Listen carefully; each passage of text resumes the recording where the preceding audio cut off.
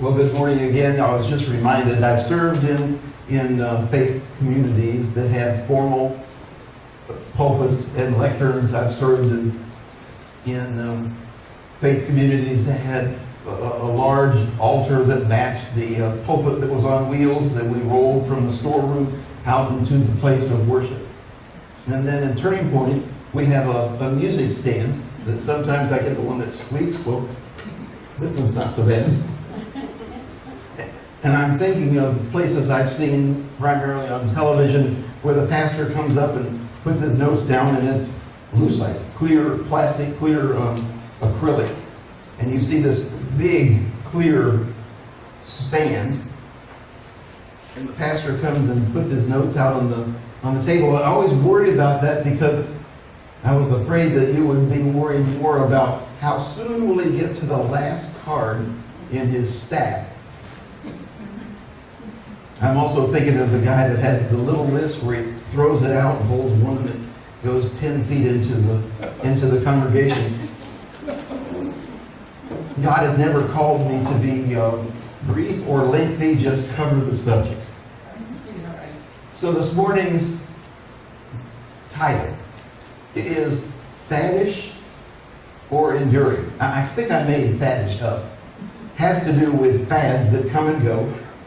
Enduring is the things in our world that are solid, concrete, things that have long life. And I had the chance to select this morning for you out of the Gospel of Mark a proclamation, humble proclamation, maybe it should be. And as I read through it, I'm going, does this match the hearts of our faithful? Or should I look at some other passage in the New Testament or the Old Testament or the Psalms or a letter? But it turns out that Mark is inferring many things in these short verses that we're going to explore this morning. Mark prepares us to be prepared for the coming of Christ. But Mark also prepares us that the end times are near. At least he was speaking to his generation, but not so much about the second coming of Christ as it is to look at the world in a way that looks current, but the direction that it seems to be going. And I'm certain that even in Mark's time, as in our time, there were things that came and went, some that lasted, some that decayed. Some of them were probably even fads back then. Things that don't last. And so I'm trying to come up with some ideas that would help you understand where Mark is coming from. And I'm thinking of things that do not endure. I'm thinking of things that are fads. Do you remember, I got one. The pet rock. Yes. My gosh, a pet rock. They sold 1.5 million pet rocks. They made a fortune. Sick. Go figure. Sick. The newer ones are things like, remember everybody had a bracelet that said WWJD? And it was to remind us of what would Jesus do. If anything, should be enduring that thought, should be enduring. But I guess you don't necessarily need to have a rubber bracelet that you can pinch yourself with. The newest one is supposed to be a stress reliever. It's called a fidget spinner. Have you seen those things? They're 3 little, and you hold it like this and spin it. And I even tried on my nose. I spun it and tried to balance it on my finger like a gyroscope. But the truth is that it was advertised as something that would decrease stress. But by the time I tried it 2 or 3 times, I was so stressed out to figure out not only how it worked, but how could it be a stress reducer. Jesus talks about things that will endure. not things that will decay and go away. Jesus wanted permanence and endurance. And this seems to be, well, life seems to be a test of time. And beyond that, God offers the choice of faith over flash. You know what I mean? But we can have these dazzling, sparkly, balancing things, but the truth is what is in here that makes the difference. And now see if you can go with me as we understand the Gospel of Mark, the 13th chapter, the 24th through the 37th verses. But in those days, following that distress, the sun will be darkened, the moon will not give its light, the stars will fall from the sky, and the heavenly bodies will be shaken. At that time, people will see the Son of Man coming in clouds with great power and glory, and he will send his angels and gather his elect from the four winds, from the ends of the earth to the ends of the heavens. And now learn this lesson from the fig tree. As soon as its twigs get tender, its leaves come out, and you know that summer is near. Even so, when you see these things happening, you know that it is near, right at the door. I will tell you the truth, this generation will certainly not pass away until all these things have happened. Heaven and earth will pass away, but my words will never pass away. No one knows that day or hour, not even the angels in heaven nor the Son, but only the Father. So be on guard, be alert. You do not know when that time will come. That time will come. It's like a man going away and leaves his house. He puts his servants in charge, and each with his assigned task, and tells the one at the door, keep watch.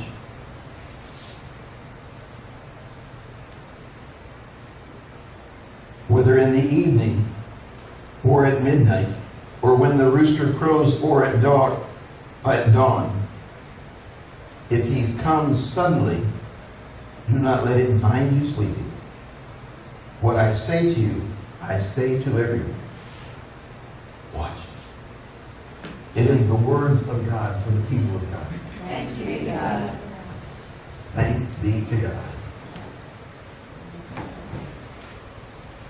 We do seem to live in a world filled with fads and crazed stuff. But what we truly need in our world is something that will last, something that will endure. And so many things in my life seem to have come and gone. Some with great pizzazz and flair, and some just a little toot and they're gone. 1.5 million pet rocks. Come on. We're supposed to have things that build us up, relieve stress, and go forward. What I started thinking about as I was preparing this message, with all these things that we have that are kind of fads, and we lean on them for stress relief, and we lean on them for someone to talk to. I'm thinking of that movie that Tom Hanks was in. You remember Castaway? He had a volleyball named Wilson. Basketball. Oh, it was the basketball? Wilson. Daniel Webster tells us that a fad is something that's intense but short-lived. It's a craze, it's a notion, it's a manner of conduct. Practically anything can be a fad if it's followed by a group of people. So you can come up with anything if, as long as you get people to follow you, you can create a fad. But the last part of the gospel message from Mark, from God to us, keep watch. Look for things that are permanent. Look for things that are humbly proclaimed. Look for things that are enduring, that will fight the test of time. Now, you may not remember this preacher's name, but I'm going to tell you anyway. His name was Harold Camping. Now, as I tell you his story, just a little brief part of it, you may remember who he is. Harold Camping was trying to come up with some way that you would be involved in his ministry and understand who he was, and he would be something of awe. So Harold Camping predicted that the end of the world would occur on May 21st, 2011. He was so convinced that he knew the time and the date and the place. Well, wait a minute, Mark said that Jesus said no one knows, not even the Son, not even the angels, the messengers of God. No one knows but the Father, but Harold Camping said he did. May 21st, 2011. He was so convinced that he was right and true and on track with God that he purchased 5,000 billboards. We were going to put our name on the silo in Trenton. It doesn't hold a candle to the amount it would cost to put our name on a billboard. Harold Camping recruited the revenue to put 5,000 billboards all over the country. Here's his proclamation. 7 billion people will perish on that day because it is the end times. It is the coming of the end of all things that we know. Those that followed got anxious and nervous, and they followed it on the news, and they took pictures of the billboards, and they were on a countdown for the 21st of May, 2011. And it came and went.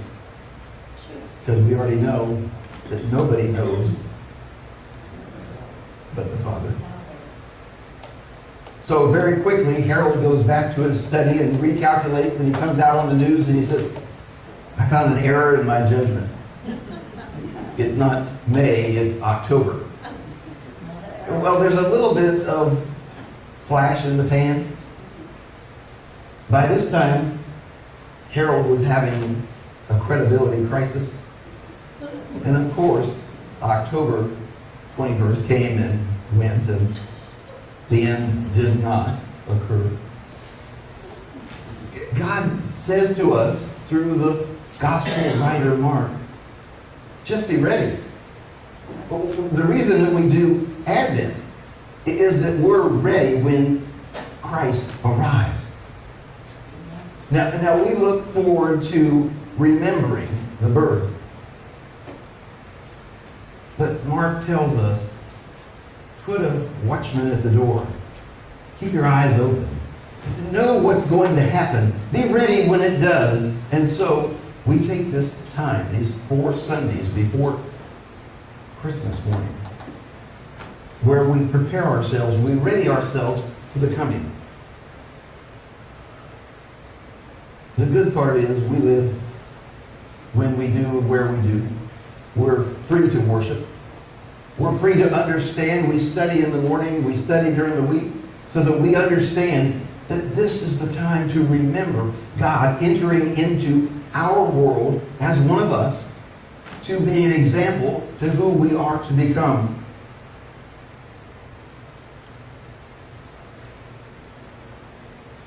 In the Bible, we keep hearing that the only one who knows the time and the place is God the Father. So it's time to get in shape with the things that we do know. We do know that we celebrate the birth, the coming of God into our lives and into our world, and we post a watchman so that we understand, so that we know that this time of the year we remember who God is, who God was, and how God impacts our lives. There's really no clearer message in the Bible, the Old Testament or the New Testament, that no one knows but the Father. No one knows when the end will come, but we do know that Jesus came and brought with us a message of hope, a fulfillment of the prophecy, an opportunity to see into the future how God loves us enough to allow us to carry forward, to proclaim this good news message. We don't know when the second coming will happen. The early Christians pulled out their chaise lounge chairs, put their feet up, drank lemonade, waiting. That was over 2,000 years ago. If they're still there, the lemonade's gone.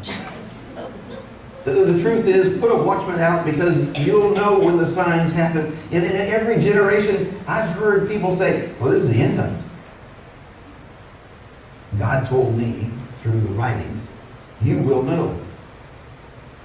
I don't have to listen to other people to know when Jesus is coming back. But what I do need to know is that when Jesus comes back, I'm riding off with him. You know what I mean? USA Weekend is a publication, ran a story not too long ago. It said that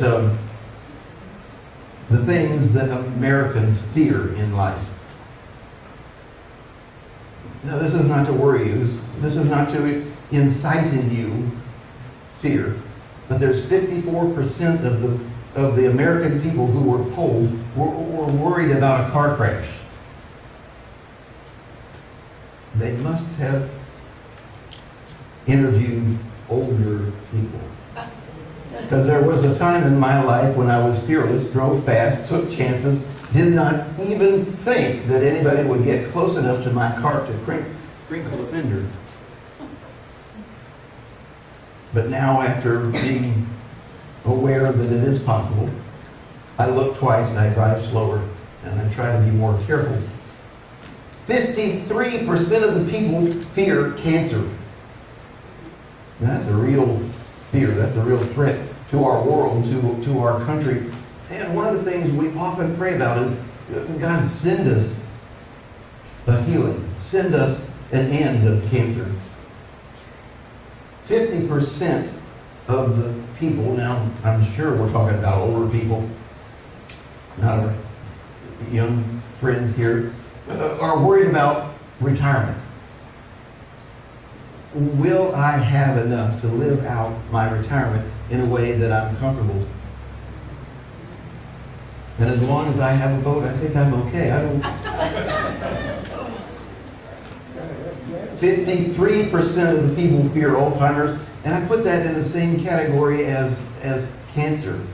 Lord, send us a cure.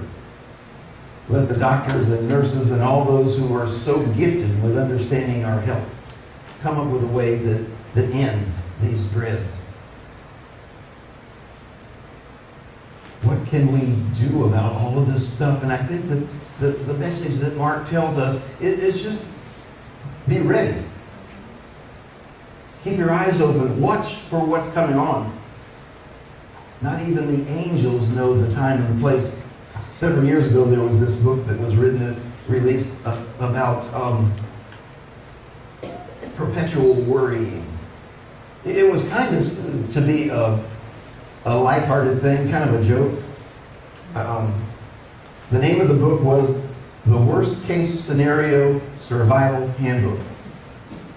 And what the author did is he came up with as many bizarre situations as he could come up with, and he wrote down kind of an answer to those dilemmas. It was supposed to be a prank, and when his fiancée read it, she goes, well, this will probably never fly, but go for it. Turns out, right after the book was released, her house, God rest her, was burned to the ground. She got out alive because there wasn't a chapter in his book about safely getting away from a fire in your house. Thank you, Lord, for books that enlighten us. However, the best advice you can receive is probably not adequate for this lifetime. We worry about finances, so we work harder and we save more. And then we can get laid off. The only one thing that is enduring advice is that God is always near those who love the Lord. You see, it's about developing a relationship, a personal relationship with Jesus Christ. It's about a communication time. You know, we talk about prayer, and so often I say to you, prayer is nothing more than just speaking to God. When I was young, I was taught how to pray, and I was supposed to get down on my knees and be very formal with the these and thous. And quite honestly, when I finished my prayer, I wasn't sure whether I was praying to God or reading something that was going somewhere else. What I've learned in this stage of my life is that prayer is about talking to God as if you know God personally. Because I hope you do. It's about talking to God in the way that you talk to your, well, not to your kids, but at least to your friends and your loved ones. It's about this relationship that you've built, that you can talk to God about anything. And it's about doing this all the time. You may have a special time where you pray. I used to have a special time when I prayed, but anymore, I just pray all the time. I just talk to God as I'm driving, as I'm showering, as I'm singing. Well, other people are praying then too. But it's about a daily time with God, a way to communicate with someone who loves me more than I can even imagine. Peter Berger's book, A Rumor of Angels, speaks of a young child who kept having these nightmares, would wake up in a panic, and her parents would rush to her side and gently wake her up and say, "It's going to be okay. Just try to get back to sleep. Everything is going to be okay." The question that he tried to explore in his book was, is that the right way to handle nightmares? Is that the right way to advise your children? If there's something that bothers you, if there's something that terrifies you, don't worry, it'll be okay. Because sometimes it will. And there are times when it won't. And we don't know at that moment whether things will be okay. But here's the deal. The gist of his book was that when we offer consolation, it is something that is humanly profound, that builds the confidence of those that we are sharing with, and that is the purveyor of hope building up within us. So yes, encourage those around you that when the times are tough, it will be okay when we love the Lord. One last little story. Her name was Eileen. It's a true story. It's an Irish tale, but it's a true story. Eileen was a single mom. She was struggling financially. She certainly didn't have enough to take her son with a very high fever to the doctor. And she even was struggling on what to do for Christmas dinner. But her son's temperature kept going higher and higher. She finally says, "Come on, we're going to go to the village doctor." And in describing what the symptoms were to the doctor, she also described, I almost didn't come because we really have a hard time. We're struggling. I'm a single mom, and on and on and on about the woes of the world. But the doctor says, "Come in. He needs to be treated." And he gave something for the child to bring the fever down. And then he had this idea. Here's a single mom who's trying so hard to make it work. She loves her children. She works hard. And maybe there's something that I can do. Just so happens that this village doctor had a friend who was kind of a con man. So he called him and he said, "I've got this situation. A person that really deserves better and can't. Wouldn't it be nice if we could find a way to allow her to be able to do the things that are needed, and maybe even a little bit more than that?" So the con man looks at the doctor and he says, "I've got just the idea." He says, "We're going to have a raffle. We're going to set up a fund, and everybody will buy a ticket, and we can make up something that is 4, but we'll have this raffle, and then tell you what, let's get the mayor involved. We'll get the mayor of our community to take the tickets and scurry around and pull out a ticket, and maybe that'll be the answer to her Christmas dilemma.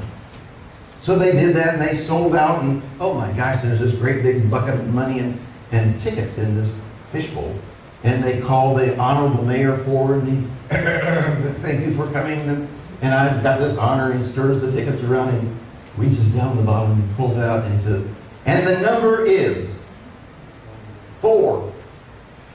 4. 4.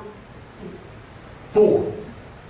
And Eileen, she goes, oh my, that's my number. She jumps up and down, and all the people who know what's going on, that this is a woman in desperate need, they jump up and cheer. Oh my gosh, I'm so glad she won, because even if I won, it wouldn't be as important as it is to her. So things were kind of fixed. She was able to care for her child. She was able to have Christmas, had a wonderful Christmas dinner. The community was excited and knew her story and cheered her on and built confidence because they told her, it's going to be okay. And after everybody was going home, the doctor said to his buddy, how did you do that? I mean, I'm glad it worked out the way it did, but how did you allow the ticket to have her number on the other stub? And the con man says, well, everybody bought a ticket, but the only tickets that went in the fishbowl had 4, 4, 4, 4 on them.